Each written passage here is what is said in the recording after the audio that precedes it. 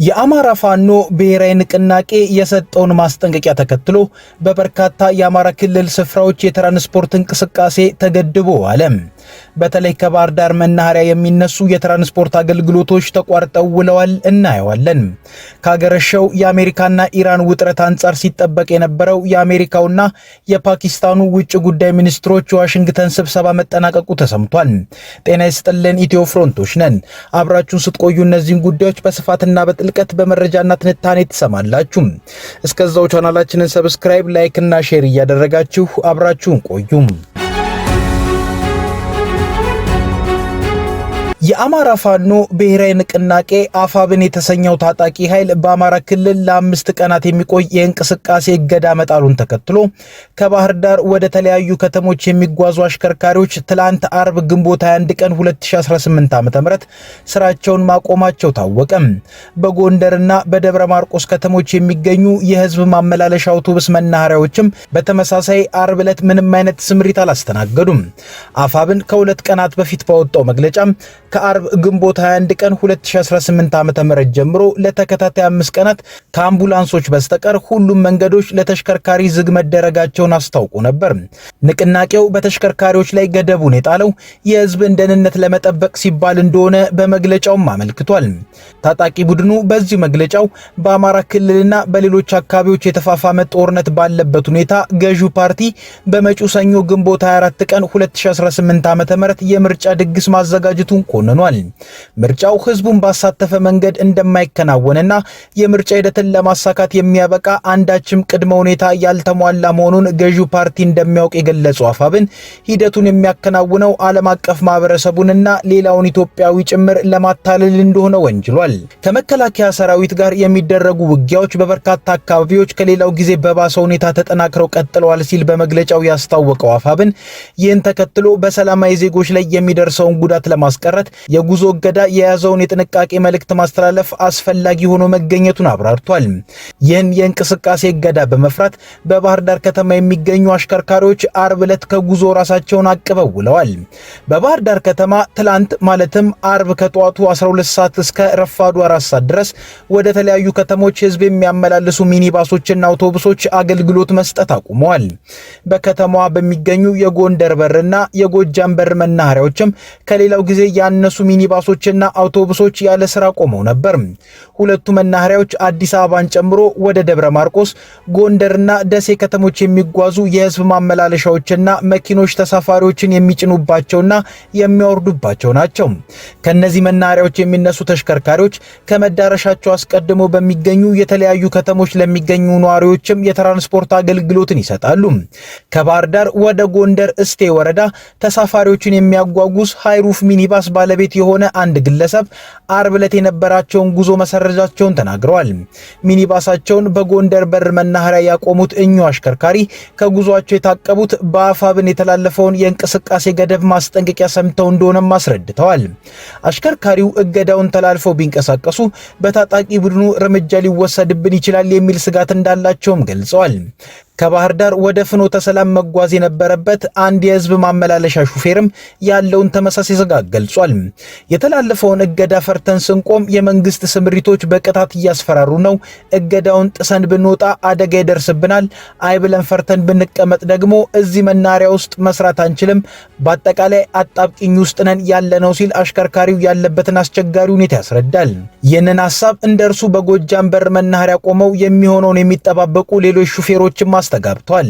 በጎንደር በር መናኸሪያ በቡድን ሆነው የቆሙ አሽከርካሪዎችም ተመሳሳይ አስተያየት አላቸው። እነዚህ አሽከርካሪዎች በአሁኑ ወቅት በአማራ ክልል በሁሉም አቅጣጫዎች የሚደረጉ እንቅስቃሴዎች በአጣብቂኝ ሁኔታዎች የተሞሉ በመሆናቸው ላይ ይስማማሉ። ለአጣብቂኙ አንዱ ማሳያ አርብ ዕለት ስራቸውን ባቆሙ አሽከርካሪዎች ላይ የጎንደር በር መናኸሪያ የስምሪት ሰራተኞች ሲያስተላልፉ የነበረው ትዕዛዝ ነው። ሰራተኞቹ መዳረሻቸውን አዘዞ፣ ጭንባ፣ እስቴ፣ ሐሙሲት፣ አዲስ ዘመንና ሰቆጣ ያደረጉ ተሽከርካሪዎችን ታርጋ በድምጽ ማጉያ በመጥራት ማስጠንቀቂያ ሲሰጡም ተስተውሏል። ይሄው ማሳሰቢያ ተሽከርካሪዎቹ ወደ ስራ ገብተው መስመራቸውን የማይሸፍኑ ከሆነ በቀጣይ የነዳጅ ወረፋ ተጠብቆላቸው እንደማይስተናገዱና ለሚወሰድባቸው የትኛውም ተጨማሪ እርምጃ ኃላፊነቱን ራሳቸው እንደሚወስዱ የሚያስጠነቅቅ ነው። ተመሳሳይ ማስጠንቀቂያ በጎጃም በር መናኸሪያ ባሉ የስምሪት ሰራተኞችም አርብ ዕለት ሲተላለፍ አርፍዷል። የህዝብ ማመላለሻ አውቶቡሶችና ሚኒባሶች ማስጠንቀቂያ ጭምር ተሰጥቷቸው ወደ ስራ ባለመመለሳቸው በተጓዦች ላይ ጫና አሳድሯል። በባህር ዳር መናኸሪያዎች ውስጥ ለቆሙ ተሽከርካሪዎች ስምሪት እስኪሰጥ ድረስ በትኬት መቁረጫ መስኮቶች ትኬት ለመቁረጥ የተሰለፉ በርካታ ተጓዦችም ቆመው ነበር። ትላንት ወደ የቤተሰቦቻቸው ለመጓዝ አቅደው የነበሩ የባህር ዳር ዩኒቨርሲቲ ተማሪዎችም በእንቅስቃሴ እገዳው ምክንያት ተቸግረው ታይተዋል። በባህር ዳር ዩኒቨርሲቲ ዋና ግቢ በር ላይ ተሰብስበው የነበሩ 10 ገደማ የሚሆኑ እነዚህ ተማሪዎች ቤተሰቦቻቸው ወደሚገኙባቸው ከተሞች የሚሄዱ ተሽከርካሪዎች በማጣታቸው ምክንያት ወደ ከፍተኛ ትምህርት ተቋማቸው ለመመለስ ተገደዋል። ይህን ዘገባ ከኢትዮጵያ ኢንሳይደር ነው የወሰድነው። ከሀገረሻው የአሜሪካና ኢራን ውጥረት አንጻር ሲጠበቅ የነበረው የአሜሪካውና የፓኪስታኑ ውጭ ጉዳይ ሚኒስትሮች የዋሽንግተን ስብሰባ መጠናቀቁ ተሰምቷል። የፓኪስታን ምክትል ጠቅላይ ሚኒስትርና የውጭ ጉዳይ ሚኒስትር መሐመድ ኢሻክዳር በዋሽንግተን ከአሜሪካ የውጭ ጉዳይ ሚኒስትር ማርኮ ሩቢዮ ጋር ከተገናኙ በኋላ መግለጫ አውጥተዋል። ሆኖም ኢራንን በሚመለከት እየተደረገ ስላለው ድርድርና ድርድሩን የመቋጫ ስምምነቶችን በሚመለከት ያሉት ነገር የለም። አልጀዚራ እንደዘገበው የአሜሪካው ፕሬዝዳንት ዶናልድ ትራምፕ የዋሽንግተንን የስምምነት ጥያቄ ካወጁ በኋላ ኢራን የተኩስ አቁም ስምምነት ላይ እንዳልተደረሰ ተናግራለች። በዚህ ደረጃ ጦርነቱን በማቆም ላይ እናተኩራለን፣ በኒውክሌር ጉዳይ ላይ ምንም አይነት ድርድር የለም ሲል የውጭ ጉዳይ ሚኒስቴሩ ለአንዳንድ የትራምፕ ሁኔታዎች ምላሽን ሰጥቷል። የዩናይትድ ስቴትስ ፕሬዝዳንት በዋይት ሃውስ ከረዳቶቻቸው ጋር ከሚያደርጉት አስጨናቂ ስብሰባ በፊት በሆርሙዝ የባህር ወሽመጥ ላይ ያለው የባህር ኃይል እገዳ እንደሚነሳና አሜሪካ የኢራንን ዩራኒየም እንደምትቆፍር ተናግረዋል።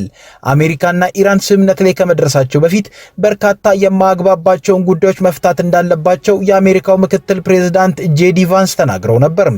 ፕሬዝዳንት ዶናልድ ትራምፕ ስምምነት ለመፈረም ተቃርበው እንደሆነ ከቢቢሲ የተጠየቁት ጄዲ ቫንስ አሁን ላይ መናገር እንደማይቻል ገልጸዋል።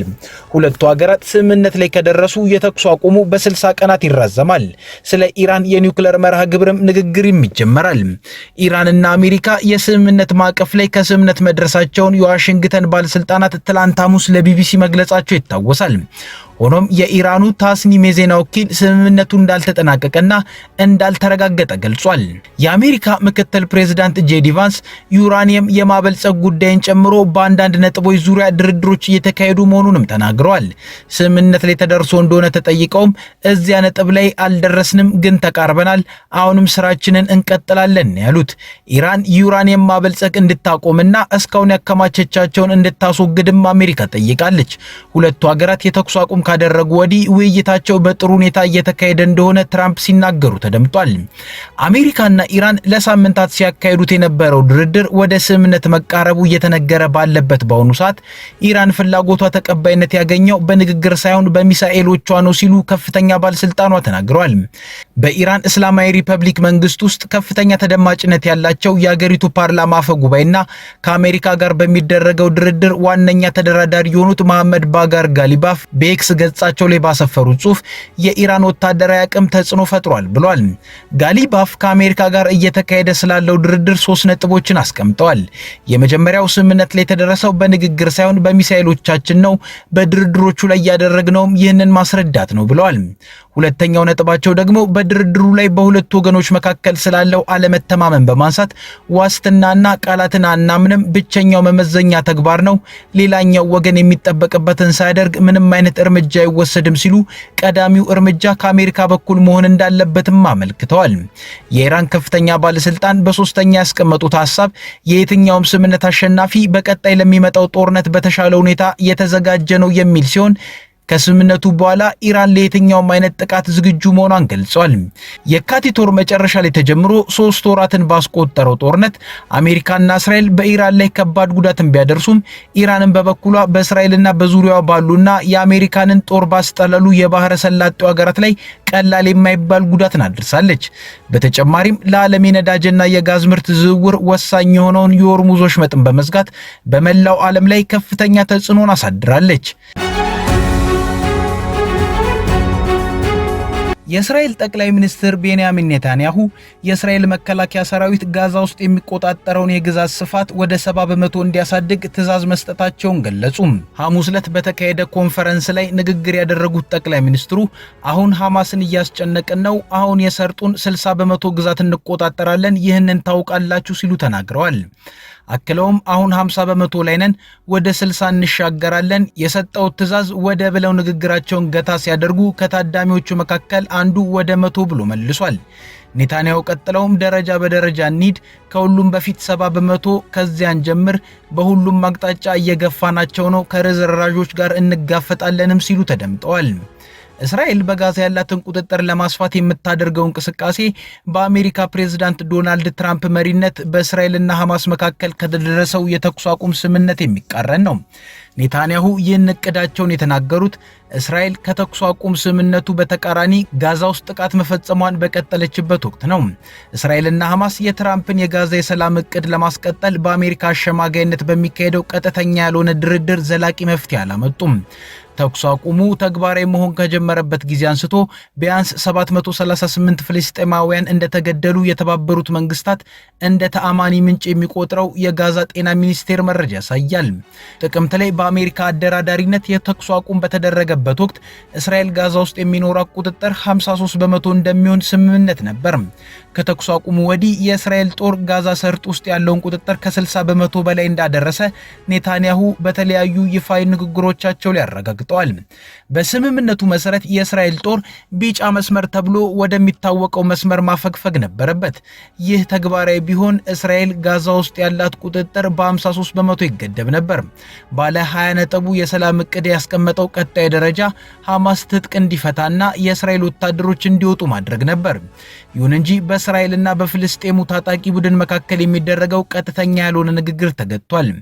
ረቡዕ ዕለት የእስራኤል መከላከያ ሚኒስትር ኢዝራኤል ካትዝ ሀገራቸው የመስከረም 26ቱን ጭፍጨፋ የመሩትን በሙሉ ለማጥፋት ቃል መግባቷን በኤክስ ገጻቸው ላይ ባሰፈሩ ጽሑፍ አስታውቋል። ሐማስ በሲቪልም ሆነ በወታደራዊ አመራር ጋዛን እንደማያስተዳድር ቃል ገብተናል ሲሉም ጽፈዋል። በተጨማሪም ከጋዛ በፈቃደኝነት የማፍለስ እቅድ ሲሉ የጠሩት ሐሳብ በትክክለኛው ጊዜና በትክክለኛው መንገድ ተግባራዊ እንደሚሆንም ተናግረዋል። ቀኝ አክራሪዎቹ የእስራኤል ባለስልጣናቱ የብሔራዊ ደህንነት ሚኒስትር ኢታማር ቤንጊቪር እና የፋይናንስ ሚኒስትሩ ቤዛሌል ስሞትሪች ከዚህ ቀደም ፍልስጤማውያን በፈቃደኝነት ማፍለስና አይሁዳውያንን ማስፈር ሲሉ የገለጹትን እቅድ በይፋ ሲያቀነቅኑ ነበር። ይህ አይነቱ ሲቪሎችን በግዳጅ የማፈናቀል ድርጊት የጦር ወንጀል ሊሆን ይችላል። እስራኤል በዚህ ሳምንት ጋዛ ውስጥ በፈጸመቻቸው ጥቃቶች 5 ህፃናትን ጨምሮ 10 ሰዎች መገደላቸውን ሆስፒታሎች ተናግረዋል። ህፃናቱ የተገደሉት ረቡዕ ዕለት ጋዛ ከተማ ውስጥ የሚገኝ ህንፃ ላይ በተፈጸመ ጥቃት ነው። የእስራኤል ጦር ባወጣው አጭር መግለጫ በሰሜናዊ ጋዛ ሰርጥ 2 ማዕከላዊ የሐማስ አሸባሪዎችን መግደሉን ተናግሯል። ማንነታቸውን ግን አልገለጸም። የጥቃቱ ኢላማ የነበረው ከታዳጊ ሴት ልጁ ኢስራ ጋር የተገደለው የሐማስ እዝ አዛዥ ኢማድ አስሊም እንደሆነም ተገምቷል። ከኢትዮ ፍሮንት የዛሬ ጉዳዮቻችን እነዚህ ነበሩ። አብራችሁን ስለቆያችሁ እናመሰግናለን። ቻናላችንን ሰብስክራይብ አድርጉልን። መልካም ጊዜ